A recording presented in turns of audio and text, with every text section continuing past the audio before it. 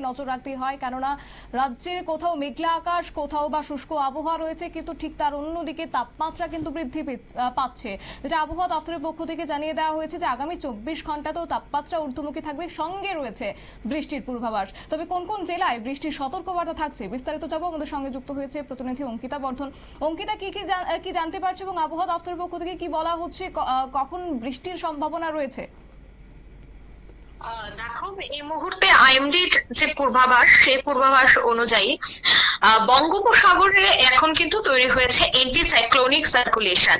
আর এই anti cyclonic সার্কুলেশনের মধ্যেই কিন্তু রীতিমতো দেখা যাচ্ছে যে বেশ কয়েকটি অক্ষরেখা ইতিমধ্যেই সক্রিয় হয়েছে, এবং এই বিস্তীর্ণ অক্ষরেখাকে কেন্দ্র করে কিন্তু এবার আবহাওয়া একটা বড় পরিবর্তন হতে পারে, এবং এটি বিস্তৃত রয়েছে লোয়ার ট্রপোস্ফিয়ার স্তর পর্যন্ত। যেহেতু ট্রপোস্ফিয়ার স্তর পর্যন্ত বিস্তৃত রয়েছে, সেক্ষেত্রে আবহাওয়ার একটা ভুল বদল হতে পারে, অর্থাৎ বদলে কিন্তু আর জেলায় জেলায় একটা ঝড় বৃষ্টির কিন্তু পূর্বাভাস থাকছে।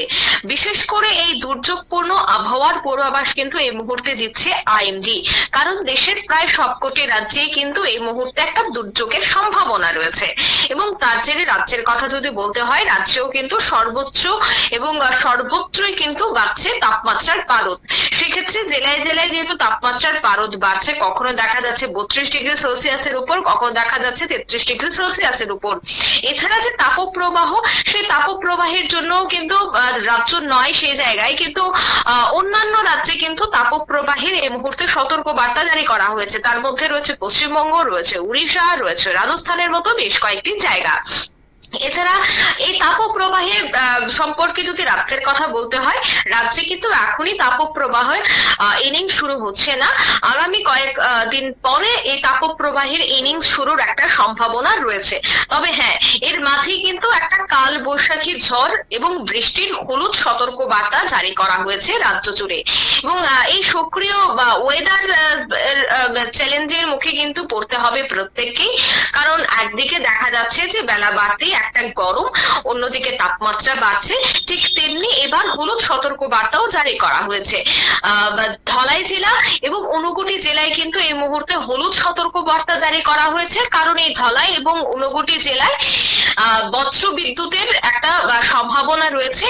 তার জন্য এই মুহূর্তে আগরতলা হাওয়া অফিস কিন্তু সতর্ক বার্তা জারি করে দিয়েছে।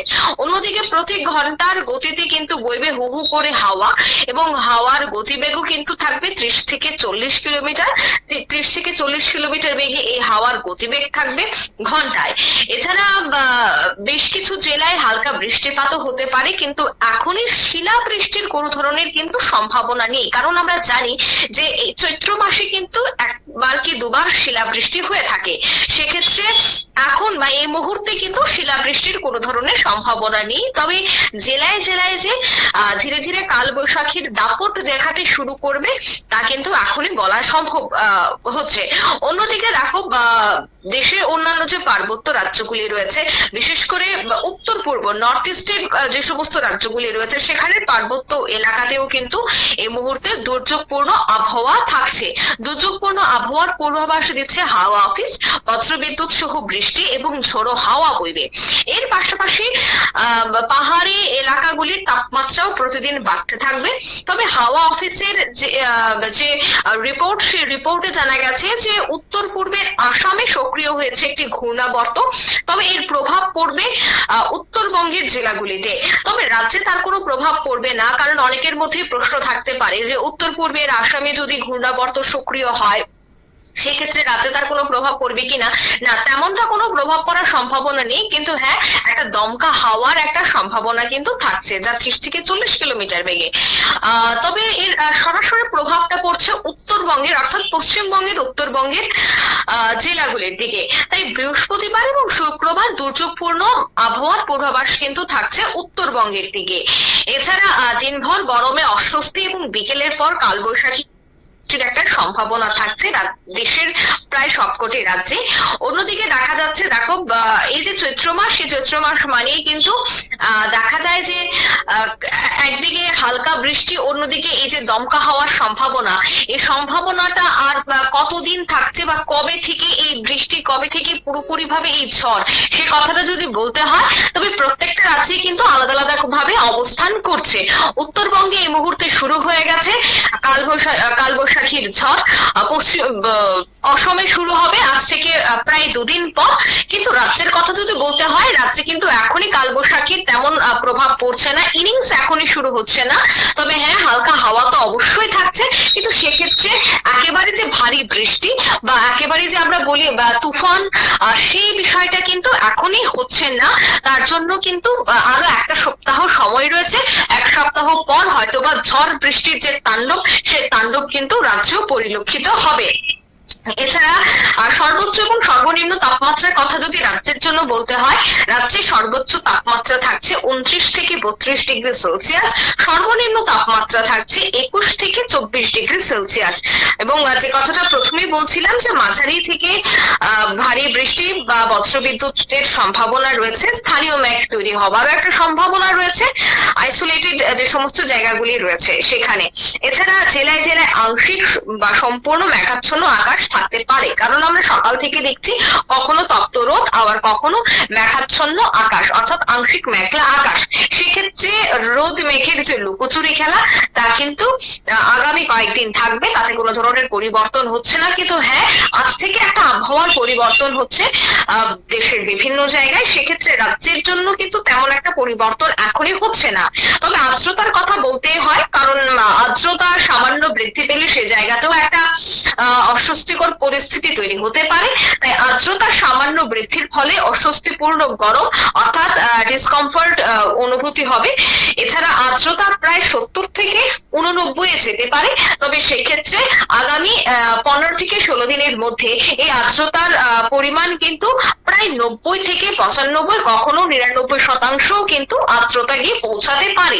আর সেই সময়টাই হবে সব থেকে অস্বস্তিকর একটা পরিস্থিতি, কারণ এই আর্দ্রতা যত বাড়বে তত একটা অস্বস্তিকর পরিস্থিতির সৃষ্টি হবে, সে কথা কিন্তু বারবার আইএমডি বলে। তবে বর্তমানে যেহেতু 90 এর নিচে রয়েছে আর্দ্রতা, সেক্ষেত্রে এতটা অস্বস্তিকর পরিস্থিতি হবে না।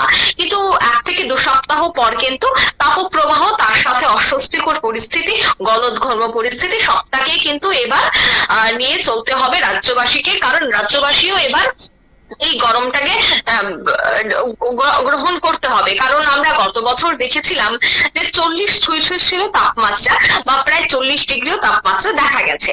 কিন্তু এবছর কিন্তু 40-এর উপরও তাপমাত্রা থাকতে পারে, যদিও এখনো স্পষ্টভাবে কিছু বলা সম্ভব হচ্ছে না। কিন্তু মার্চের মাঝামাঝি সময়ে আমরা দাঁড়িয়ে রয়েছি, আর মার্চের মাঝামাঝি সময় থেকে যেভাবে তাপমাত্রা ধীরে ধীরে পরিবর্তন হচ্ছে, সেক্ষেত্রে আইএমডি এবং আগরতলা হাওয়া অফিস বলছে যে মার্চের শেষ দিকে কিন্তু ভুগতে হবে গোটা রাজ্যবাসীকে।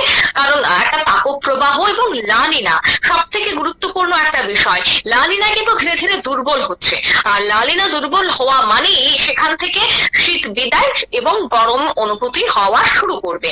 তাই লানিনা দুর্বল হওয়ার সাথে সাথে রাজ্যেও কিন্তু এই মুহূর্তে দেখা যাচ্ছে যে তাপমাত্রা ক্রমশ ঊর্ধ্বমুখিতা। তা সেক্ষেত্রে আগামী কয়েকদিন যে তাপমাত্রা কমবে তার কিন্তু কোনো ধরনের সম্ভাবনা নেই।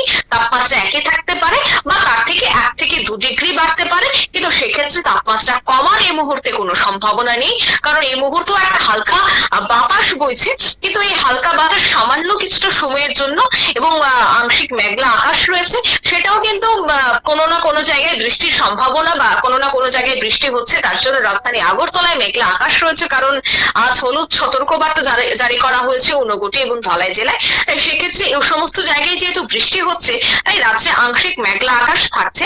আর রাজ্যে আংশিক মেঘলা আকাশ, দুঃখিত, রাজধানী আগরতলায় অর্থাৎ পশ্চিমে আংশিক মেঘলা আকাশ থাকায় কিন্তু সম্ভাবনা আরো তীব্র হচ্ছে যে আগামী 24 ঘন্টাতে কিন্তু পশ্চিম জেলাতেও বিক্ষিপ্ত বৃষ্টি হবার সম্ভাবনা থাকছে। একেবারে সে বিষয়টা উড়িয়ে দেওয়া যাচ্ছে না, কারণ হলুদ সতর্কবার্তা জারি করা হলেও এখন কিন্তু আগরতলা শহরাঞ্চলের বেশ কয়েকটি জায়গাতেও দমকা হাওয়া তার সাথে 1-2 ফোঁটা বৃষ্টির এই মুহূর্তে সম্ভাবনা রয়েছে। কারণ দেখো, এই সময়টা হচ্ছে একটা আবহাওয়ার পরিবর্তনের সময়, তাই সেক্ষেত্রে আইএমডি এবং আগরতলা হাওয়া অফিস সবটা পরিষ্কার করে বলতে পারছে না। তাদের আগামী বুলেটিনের দিকে আমাদের নজর রাখতে হবে, যেহেতু আবহাওয়ার একটা ভুল বদল হচ্ছে। শীত পেরিয়ে বসন্ত পেরিয়ে এবার গ্রীষ্ম প্রবেশ করতে শুরু করেছে।